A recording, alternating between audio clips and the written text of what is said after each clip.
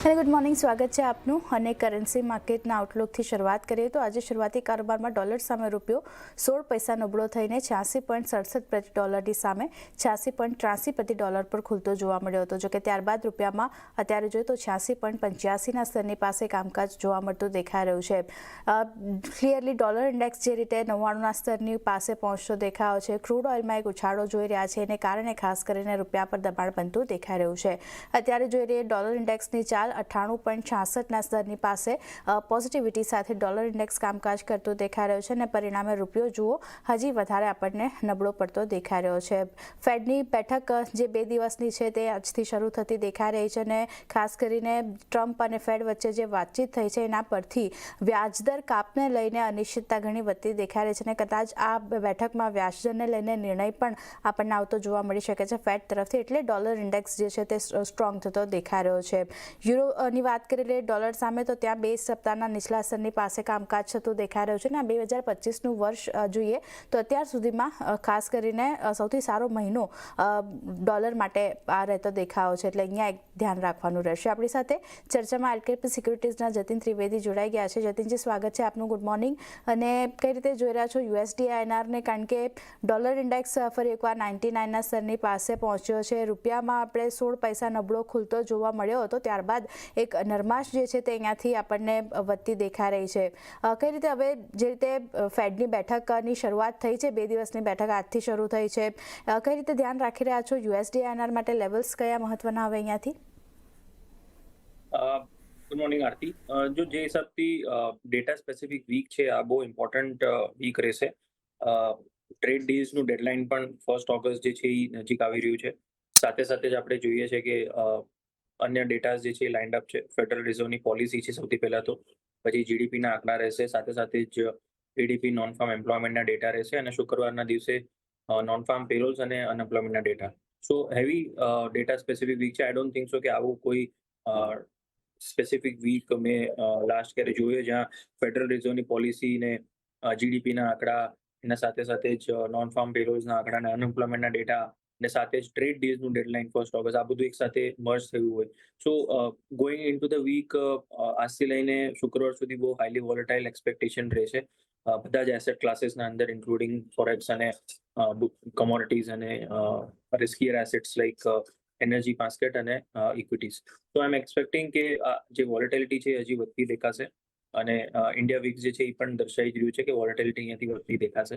Crude ઓઇલના prices જે છેલ્લા 1-2 દિવસથી જે ઉપર આવ્યા છે એના કારણથી રૂપિયા પર પ્રેશર જરૂર બનેલો છે અને સાથે સાથે જ ડોલર ઇન્ડેક્સની જે આ સારી એમથી પોઝિટિવ મોમેન્ટમ જોઈ છે 97.50થી લઈને હવે ટુવર્ડ્સ 99, તો એના કારણથી પણ રૂપિયા પર થોડો પ્રેશર બનતો દેખાયો છે, જ્યાં 85-80ના લેવલ્સ એક રેઝિસ્ટન્સ ફોર્મેશન લઈને હવે 87 તરફ સુધી પણ નબળો થતો દેખાઈ રહ્યો છે રૂપિયો આપણને।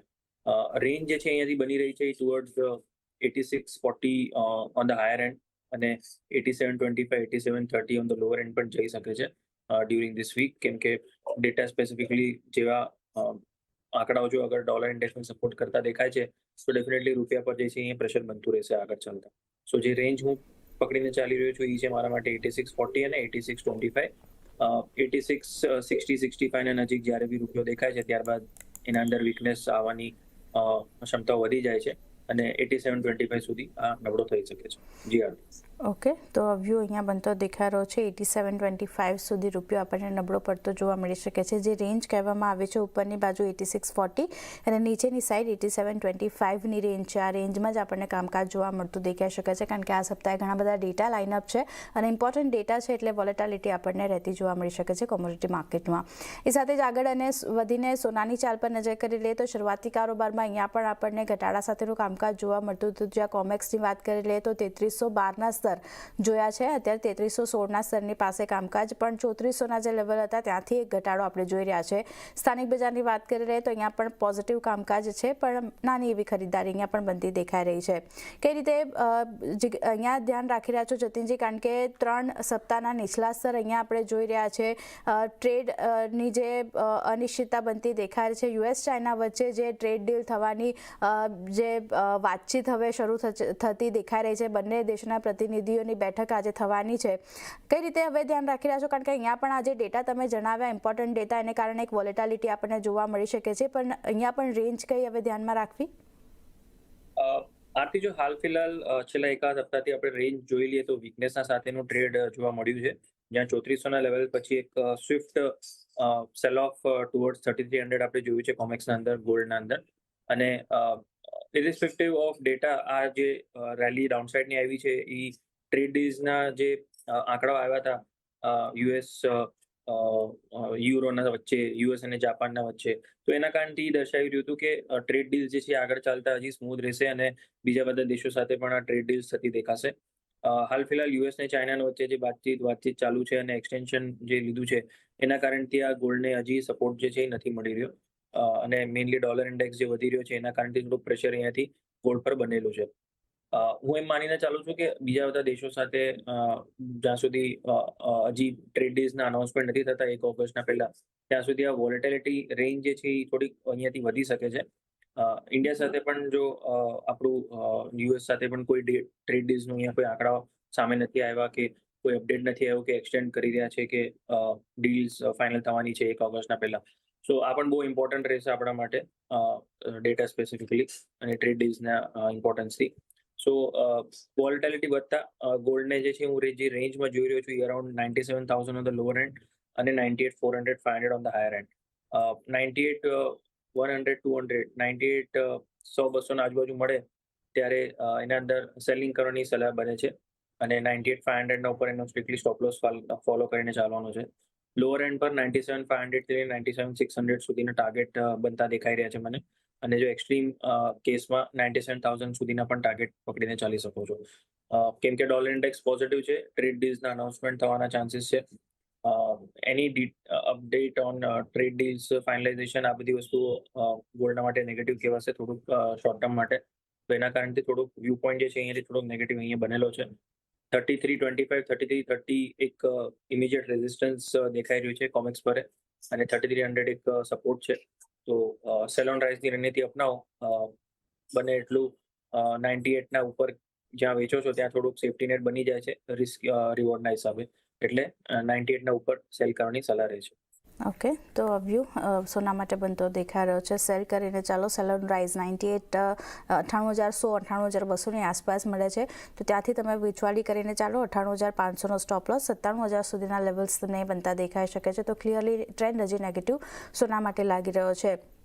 પણ જતીનજી, ઇફ ઇન કેસ જો આપણે વાત કરી લઈએ, જે અસર કરી રહ્યા છે અત્યારે પરિબળો, એક તો ટ્રેડ ની અનિશ્ચિતતા છે અને બીજી બાજુ ફેડ તરફથી આઉટકમ આપણે જોઈ રહ્યા છે કે જે હવે 2 દિવસની બેઠક પૂરી થશે ત્યારબાદ કઈ રીતના આવતા જોવા મળશે. પણ આ બંનેની જો વાત કરી લઈએ, આ બંને ફેક્ટર ઇન થઈ ગયા છે એવા આપણે સિનારીઓ જોઈએ તો પછી તમે સોના માટે કયા લેવલ્સ જોઈ રહ્યા છો? લાગી રહ્યું છે કે આ 90,000નું લેવલ્સ પણ આ બધા જે અત્યારે અસર કરતા પરિબળો છે જેનાથી સપોર્ટ મળી રહ્યો છે એ જો પૂરા થઈ જશે તો પછી સોનામાં થોડો ઘટાડો આપણને આગળ વધતો જોવા મળી શકે? ડેફિનેટલી જ્યાં સુધી ડેટા સ્પેસિફિકલી આપણે ડ્રિવન માર્કેટ જોઈએ અને ટ્રેડ ડીલ્સના સ્પેસિફિકથી અગર આપણે એંગલથી જોઈએ તો જેટલું ટ્રેડ ડીલ્સ સ્મૂથ અને બીજા બધા નેશન સાથે યુએસનું અપડેટ આવતું રહેશે એટલું જ ગોલ્ડના માટે થોડુંક નેગેટિવ એસ્પેક્ટ બનેલું રહેશે, કેમ કે જીઓપોલિટિકલ ફ્રન્ટ પર જે વોર પ્રીમિયમ જે હતું એ ઇરોડ થયું છે. ડોલર ઇન્ડેક્સના વીકનેસના કારણે જે પ્રીમિયમ હતું એ થોડું ઇરોડ થઈ શકે છે જેટલું ડોલર ઇન્ડેક્સ થોડું અહીંયાથી સ્ટ્રેન્થન થાય, કેમ કે ડીલ્સ થતા યુએસનું ડોલર ઇન્ડેક્સ થોડુંક અહીંયાથી રિબાઉન્ડ થઈ શકે છે જેટલી ડીલ્સ ફાઇનલાઇઝેશન થાય. અને થર્ડલી, આજે ફેડરલ રિઝર્વનું અપડેટ છે એમાં લાગતું તો નથી કે જેરોમ પવેલના તરફથી કોઈ સારા સંકેતો આવે જેના કારણથી ઇન્ટરેસ્ટ રેટ તરફ પણ કંઈક ગોલ્ડને સપોર્ટ મળે. તો ટ્રેન્ડ વાઇઝ તો થોડુંક વીકનેસનો જ દેખાઈ રહ્યું છે. 90,000 હમણાં બહુ ઇઝીલી નથી કહી શકતા કે 90,000 સુધીના લેવલ્સ તમને જોવા મળી જાય. બટ યસ, 95-94 સુધીના લેવલ્સ જે છે એ બહુ ઇમ્પોર્ટન્ટ સપોર્ટ ઝોન છે, કેમ કે 3200 થી લઈને 3180 આ એક ઇમ્પોર્ટન્ટ લેન્ડમાર્ક છે ગોલ્ડના માટે કોમેક્સના અંદર. જો ત્યાંથી અગર વીકનેસ પકડવામાં આવે છે તો 3,000 સુધીના લેવલ્સ ત્યાં અને આપણા ઘરેલું બજારમાં પણ અરાઉન્ડ અબાઉટ 90,000ના જે લેવલ્સ તમે કહી રહ્યા છો એ આવી શકે છે, કેમ કે મોરલેસ 10% કરેક્શન કોમેક્સમાં થઈ શકે છે અગર જો એ બધા પરિબળો સપોર્ટ નથી કરતા ગોલ્ડને. અને મોરલેસ 7 to 8% કરેક્શન આપણા ઘરેલું બજારમાં થઈ શકે છે, કેમ કે રૂપિયો નબળો થશે એટલે રૂપિયાનું જે સપોર્ટ જે છે એ ક્યાંય ને ક્યાંય ગોલ્ડને મળશે આપણા ઘરેલું બજારમાં, જેનાથી પ્રીમિયમ થોડું પકડીને રાખી શકે છે. સો 3200 ઓન ધ લોઅર એન્ડ હમણાં પકડીને ચાલુ છું, 3180 3200 અને 95 94 બેઝ સપોર્ટ પકડીને ચાલુ છું આપણે તેમ. ઓકે, તો આ વ્યૂ અહીંયા ગોલ્ડ માટે બનતો દેખાઈ રહ્યો છે. ઇન્ટરનેશનલ માર્કેટમાં 3200 સુધીના લેવલ્સ જોવા મળતા દેખાઈ શકે છે. જો બધા સપોર્ટિવ ફેક્ટર અહીંયાથી પૂરા થઈ જાય છે ત્યારબાદ સોનામાં વેચવાલી જે છે તે આગળ વધતી દેખાઈ શકે છે. ચાંદી માટે પણ એક વ્યૂ લઈ લઈએ જતીન. અહીંયા પણ આપણે જોઈ રહ્યા છે શરૂઆતી કામકાજમાં ઇન્ટરનેશનલ માર્કેટમાં ભાવ $38 પાસે આપણને પહોંચતા દેખાયા હતા અને સ્થાનિક બજારમાં પણ ઉપલા સ્તરેથી થોડું ઘટાડો, જ્યારે અત્યારે જુઓ 1,13,295ના સ્તરની પાસે MCX સિલ્વરમાં કામકાજ અને ઇન્ટરનેશનલ માર્કેટમાં હજી પણ ડાઉનસાઇડ છે. અહીંયા ડોલર ઇન્ડેક્સની અસર પણ આપણે જોઈ રહ્યા છે. બેઝ મેટલ્સ તરફથી જે સપોર્ટ મળ્યો હતો ત્યાંથી થોડુંક એક નેગેટિવ ઇમ્પેક્ટ જે છે તે આવતું દેખાઈ રહ્યું છે. સિલ્વર માટે કઈ રીતે ધ્યાન રાખી રહ્યા છો? આથી રાઇટલી પોઇન્ટેડ જે લાસ્ટ લાઈન તમે જે કીધી કે બેઝ મેટલ માર્કેટના કારણથી સિલ્વરને થોડુંક અહીંયાથી પ્રેશર જે છે બનેલું છે, ના કે ગોલ્ડના પ્રોફિટ બુકિંગના કારણથી. હું એ જ માની રહ્યો છું કે સિલ્વરનું માર્કેટ જે છે એ બેઝ મેટલને થોડું વધારે ફોલો કરતું દેખાશે.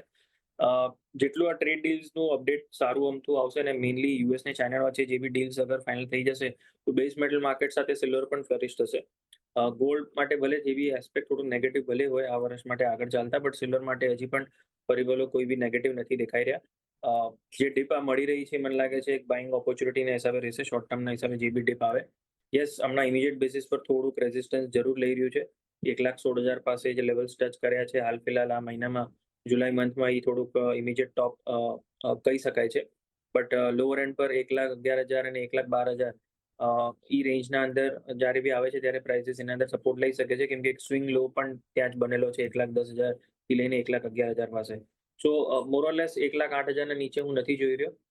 1,11,000 ના આજુબાજુ જ્યારે બી પ્રાઇસીસ મળે છે ત્યારે બાઇંગ ઓપોર્ચ્યુનિટીના હિસાબે જ ધ્યાન રાખીને ચાલવું જોઈએ અને 1,08,000 નીચે એનું સ્ટોપ લોસ રહેશે. અને હાયર સાઇડ પર મને લાગે છે પાછું 1,15,000 1,16,000ના લેવલ્સ તમને ઓગસ્ટ મહિનાના અંદર દેખાડી શકે છે. ટ્રેડ ડીલ્સના અપડેટ જેટલા આવતા રહેશે એટલું સિલ્વરના માટે, ગોલ્ડના કારણે થોડુંક નેગેટિવ બનશે, but on the whole silver માટે પોઝિટિવ રેલી જે છે રહેશે બેઝ મેટલ સાથે પકડીને. તો સિલ્વર માટે વ્યૂ અહીંયા પોઝિટિવ બનતો દેખાયો છે. 1,11,000ની આસપાસ મળે છે એટલે ઘટાડે ખરીદારી કરીને ચાલી શકો છો. 1,08,000નો સ્ટોપ લોસ, 1,15,000 1,16,000 સુધીના લેવલ્સ તમને ફરી ચાંદી ઓગસ્ટ મહિનામાં બતાવી શકે છે. તો અહીંયા ટ્રેન્ડ પોઝિટિવ લાગી રહ્યો છે, ધ્યાન રાખવાનું રહેશે. પણ એ સાથે જે સમય થયો છે એક વિરામ લેવાનો. વિરામ બાદ બેઝ મેટલ્સ અને એનર્જી પેકની ચાર સાથે શોમાં આગળ વધીએ.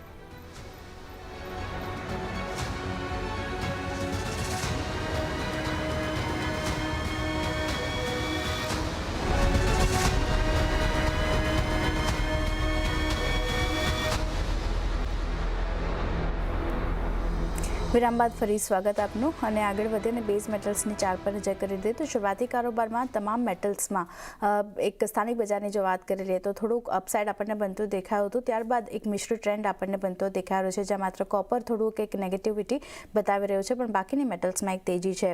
જતીનજી, વાત કરી લઈએ કોપર ઝિંક, તો ત્યાં ઇન્ટરનેશનલ માર્કેટમાં ઉપલા સ્તરેથી આપણને ઘટાડો આવતો દેખાઈ રહ્યો છે. ડોલર ઇન્ડેક્સ મજબૂત થયો છે, એની અસર તો જોઈ રહ્યા છે આપણે, પણ LME પર જુઓ નિકલની ઇન્વેન્ટરીઝમાં વધારો થતો દેખાઈ રહ્યો છે. સામે ડિમાન્ડને લઈને થોડી ચિંતા બનતી દેખાઈ રહી છે. આ બધાની વચ્ચે એલ્યુમિનિયમના જો ટ્રેન્ડની આપણે વાત કરી લઈએ તો ત્યાં એક પોઝિટિવિટી બનતી દેખાઈ રહી છે, કારણ કે ચાઇના તરફથી ડિમાન્ડ વધી રહી છે અને સામે સપ્લાય આઉટલુક થોડોક નબળો પડી રહ્યો છે, એને કારણે એક પોઝિટિવિટી ત્યાં જોઈ રહ્યા છે આપણે. મેટલ્સ માટે કઈ રીતે ધ્યાન રાખી રહ્યા છો અને ક્યાં ફોકસ કરવું અત્યારે? બેઝ મેટલ માર્કેટમાં પણ જો હરેક મેટલ જે છે પોતાનો પરફોર્મન્સ દેખાડી શકે છે આગળ ચાલતા. જે હિસાબથી હમણાં એલ્યુમિનિયમના અંદર થોડુંક અહીંયાથી રેન્જ પોઝિટિવિટીના કારોબાર છે. કોપર જે છે એ પણ ક્યાંય ને ક્યાં તમે જોવા જાવ તો રેન્જ સાથે પોઝિટિવિટીના સાથે કારોબાર કરી રહ્યું છે.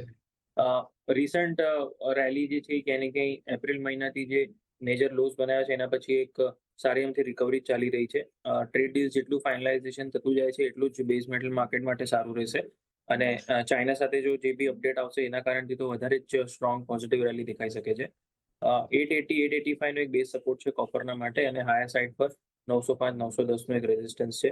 સાથે જ એલ્યુમિનિયમના પ્રાઇસીસ જે હિસાબથી 235 અને 225 ના પાસે એક બેઝ સપોર્ટ બનાવીને જે ચાલ્યા છે, મને લાગે છે આ રેલી હજી પણ આગળ એક્સટેન્ડ થઈ શકે છે ટુવર્ડ 265-270 સુધી પણ. ઇમિડિયેટ બેસિસ પર જોવા જઈએ તો 240 થી લઈને 242 એક ઇમિડિયેટ સપોર્ટ છે. 245 247 ના રેન્જમાં સ્વિંગ ટ્રેડિંગના માટે બાય કરીને ચાલી શકાય છે 240 ના સ્ટોપ લોસ સાથે, અને 260 265 ના વચ્ચે તમારો ટાર્ગેટ રહેવો જોઈએ. બેઝ મેટલ માર્કેટ આગળ ચાલતા પોઝિટિવનેસ સાથે સંકેત આપી શકે છે, પ્રોવાઇડેડ ટ્રેડ ડીલ્સ જે છે એના અંદર કોઈ બી નેગેટિવ એસ્પેક્ટ્સથી અપડેટ્સ ના આવે, અને અન્ય દેશો સાથે યુએસના ટ્રેડ ડીલ્સ ફાઇનલાઇઝેશન થતા રહે, અને ચાઇના તરફથી પણ મેઇનલી ડીલ્સ જે છે અગર અનાઉન્સમેન્ટ આવતી રહે યુએસના સાથે, તો ડેફિનેટલી અહીંયાથી બેઝ મેટલ માર્કેટ માટે હજી પરફોર્મન્સ જે છે ડ્યુ રહેશે આગળ ચાલતું. ઓકે, તો આ વ્યૂ ખાસ કરીને બેઝ મેટલ્સ માટે બનતો દેખાઈ રહ્યો છે. એલ્યુમિનિયમમાં 260 265 સુધીના લેવલ્સ બનતા દેખાઈ શકે છે. 240નો એક સ્ટોપ લોસ રાખી ખરીદારી કરીને ચાલવાની સલાહ બનતી દેખાઈ રહી છે, અને કોપર માટે જે રેઝિસ્ટન્સ લેવલ ઇમ્પોર્ટન્ટ છે તે 905 910 સુધીના આપણને બનતા દેખાઈ રહ્યા છે. આગળ વધે અને ક્રૂડ ઓઇલની ચાલ પર નજર કરી લઈએ તો અહીંયા પણ આપણે જોઈ રહ્યા છીએ શરૂઆતી કામકાજમાં બ્રેન્ટના ભાવ $70 ઉપર પહોંચતા દેખાયા હતા. નાઇમેક્સમાં વાત કરી લઈએ તો $66 ઉપર કારોબાર જોયો હતો. અત્યારે જુઓ ફરી એકવાર બ્રેન્ટમાં 70ના સ્તરની નીચે કામકાજ, અને નાઇમેક્સની વાત કરી લઈએ તો ત્યાં પણ ફ્લેટ નેગેટિવ ઝોનમાં કામકાજ જોવા મળતું દેખાય છે, પણ સ્થાનિક બજારમાં ખાસ કરીને અહીંયા એક અપસાઇડ બનતી દેખાઈ રહી છે. જતીનજી, ક્રૂડ માટે કઈ રીતે ધ્યાન રાખી રહ્યા છો? કારણ કે હવે અહીંયા ખાસ કરીને યુએસ તરફથી જે રીતે રશિયાને ધમકી આપવામાં આવી છે, ચેતવણી આપવામાં આવી છે કે તેઓ યુદ્ધ વિરામ કરે, અને સમય મર્યાદામાં પણ ઘટાડો કરવામાં આવ્યો છે અમેરિકાએ રશિયા માટે ખાસ કરીને, અને હવે 10 થી 12 દિવસનો સમય જ છે રશિયા પાસે આ યુદ્ધ વિરામ કરવા માટે. આ બધાની વચ્ચે જુઓ ઓપેક પ્લસ તરફથી ઓક્ટોબરમાં વધુ ઉત્પાદન ઘટાડવાની અથવા તો વધારવાની ચર્ચા જે છે તે અહીંયાથી ઉત્પાદન અટકાવવાની ચર્ચા આપણને થતી જોવા મળી શકે છે. જે રીતે યુએસ અને યુરોપિયન યુનિયન વચ્ચે ડીલ થઈ છે, અન્ય પણ ઘણા બધા દેશો સાથે ડીલ હજી બાકી છે, આ બધાની વચ્ચે એક વોલેટાલિટી આપણે જોઈ રહ્યા છે ક્રૂડ માટે. તમે કઈ રીતે ધ્યાન રાખી રહ્યા છો? લેવલ્સ અહીંયા કયા જોવા જોઈએ હવે? આથી જો ક્રૂડના માટે પોઝિટિવ સંકેત મેઇનલી જો ટ્રેડ ડીલ્સના ફાઇનલાઇઝેશન થાય છે તો એ પોઝિટિવ સંકેત છે, કેમ કે જેટલું ડીલ્સ સ્મૂથલી જાય આગળ એટલું જ બે દેશોના વચ્ચે કારોબાર વધતો રહેશે, અને ક્રૂડનું ડિમાન્ડ જે છે એના અંદર ક્યાંય ને ક્યાંય સપોર્ટ મળતો રહેશે. સાથે સાથે જો રશિયાનું પર પ્રેશર બનતું દેખાવાનું, એ પણ જો રશિયન ઓઇલ અગર સેન્કશન્સ લાગી જાય છે તો એ પણ એક મોટો સપોર્ટ મળી જાય છે ક્રૂડ ઓઇલના પ્રાઇઝીસને. જો રશિયા તરફથી કોઈ અગર વ્હાઇટ ફ્લેગ્સ રેઝ નથી થતા રશિયા યુક્રેનના અપડેટ્સને લઈને, અગર જો રશિયા યુક્રેનના અપડેટ્સને લઈને અગર રશિયા થોડુંક વ્હાઇટ ફ્લેગ્સ દેખાડવા માંડે છે તો થોડુંક અહીંયાથી પ્રોફિટ બુકિંગ તમને ક્રૂડના અંદર દેખાઈ જશે, જે ઇઝીલી તમને 5700 અને 5600 સુધી લાવી શકે છે પ્રાઇઝીસને, કેમ કે ઇમ્પોર્ટન્ટ ફેક્ટર છે રશિયન ઓઇલ માર્કેટના અંદર બનેલું રહે કે ના બનેલું રહે. આગળ ચાલતા મને લાગે છે ક્રૂડ ઓઇલનું માર્કેટ આ વીકના અંદર જ તમને એક સારો તો વોલેટાઇલ મૂવ દેખાડી શકે છે. ચાર્ટ સ્પેસિફિકલી વાત કરું ખાલી તો ડેફિનેટલી અહીંયાથી પોઝિટિવ સંકેતો દેખાઈ રહ્યા છે. 5660 નો એક ઇમ્પોર્ટન્ટ સપોર્ટ છે આ વીકના માટે. જ્યાં સુધી એના ઉપર ટ્રેડ કરે છે ત્યાં સુધી વ્યૂ પોઈન્ટ અહીંયા પોઝિટિવ બનેલો છે. 5750 ના રેન્જમાં બાય કરવાની સલાહ છે. 5650 ના નીચે સ્ટોપ લોસ, 5850 અને 5900 સુધીના ટાર્ગેટ રાખો. અનલેસ એન્ડ અન્ટિલ રશિયા તરફથી કોઈ વિપરીત સંકેતો નથી આવતા ત્યાં સુધી આ વ્યૂ પોઈન્ટ પકડીને ચાલવાનું છે. 5650 ના નીચે સ્ટોપ લોસ, 5750 ના પાસે બાઇંગ કરવાનું છે, અને 5850 ને 5900 સુધીના ટાર્ગેટ રાખો. ઓકે, તો આ વ્યૂ અહીંયા બનતો દેખાડો છે. ખાસ કરીને ક્રૂડ માટે 5660ની નીચે તમે ખરીદારી કરીને ચાલી શકો છો. સ્ટોપ લોસ તમારે જે ધ્યાનમાં રાખવાનો છે તે 5660નો છે, અને ટાર્ગેટની વાત કરી લઈએ 5850 5900 સુધીના લેવલ્સ, અને 5750ની નીચે તમારે ખરીદારી કરીને ચાલવાની છે ક્રૂડ માટે. વાત કરી લઈએ નેચરલ ગેસની, તો અહીંયા પણ આપણે સ્થાનિક બજારમાં જોઈ રહ્યા છીએ શરૂઆતી કામકાજમાં 1% સુધીની પોઝિટિવિટી આપણને બનતી દેખાઈ હતી, ને 271ના સ્તરની પાસે કામકાજ આપણે જોઈ રહ્યા છે. જતીનજી, નેચરલ ગેસ માટે કઈ રીતે વ્યૂ? રોલિંગ કોન્ટ્રાક્ટ હવે લાઈવ છે. 271 272 થોડુંક પ્રીમિયમ સાથે ટ્રેડ થઈ રહ્યું છે. 260નું પિછલો કોન્ટ્રાક્ટ જે છે ક્લોઝ થયો છે. અહીંયા 4 થી 5% પ્રીમિયમ ચાલી રહ્યું છે રોલિંગ કોન્ટ્રાક્ટના અંદર. વ્યૂ પોઈન્ટ અહીંયાથી હજી પણ નેગેટિવ છે. આરતી, જ્યાં સુધી 280 ના નીચે ટ્રેડ કરે છે ત્યાં સુધી વ્યૂ પોઈન્ટ હજી પણ નેગેટિવ રહેશે મારો. 275 ના આજુબાજુ પ્રાઇસીસ મળે છે ત્યારે લોંગ પોઝિશન જે છે થોડી અનવાઇન્ડિંગ કરીને ચાલી શકાય છે. 280 ના ઉપર સ્ટોપ લોસ રાખીને શોર્ટ પોઝિશન જે બી બનાવો એ 275 ના આજુબાજુ બનાવો. 270 અને 265 સુધીના રેન્જના અંદર ટાર્ગેટ રાખીને ચાલવાનું છે. મને લાગે છે પાછું 260 265 ના રેન્જમાં એકવાર આવી શકે છે નેચરલ ગેસના પ્રાઇસીસ. તો સેલ કરીને ચાલવાની સલાહ નેચરલ ગેસ માટે બનતી દેખાઈ રહી છે. 275ની આસપાસ આવે છે તો સેલ કરો. 280નો સ્ટોપ લોસ અને ટાર્ગેટની વાત કરી લે 265 સુધીના ડાઉનસાઇડ બનતા દેખાઈ શકે છે. તો એક નેગેટિવ સેટઅપ નેચરલ ગેસ માટે બનતું દેખાઈ રહ્યું છે. એ સાથે જતીનજી સમય ફાળવે અમારી સાથે નોન એગ્રી કમોડિટીઝ પર ચર્ચા કરવા બદલ આપનો આભાર. અને એ સાથે જ આ શોમાં બસ આટલું જ. મને પણ આપશો રજા. વધુ સમાચાર અને અપડેટ્સ માટે જોતા રહો CNBC બજાર. નમસ્કાર.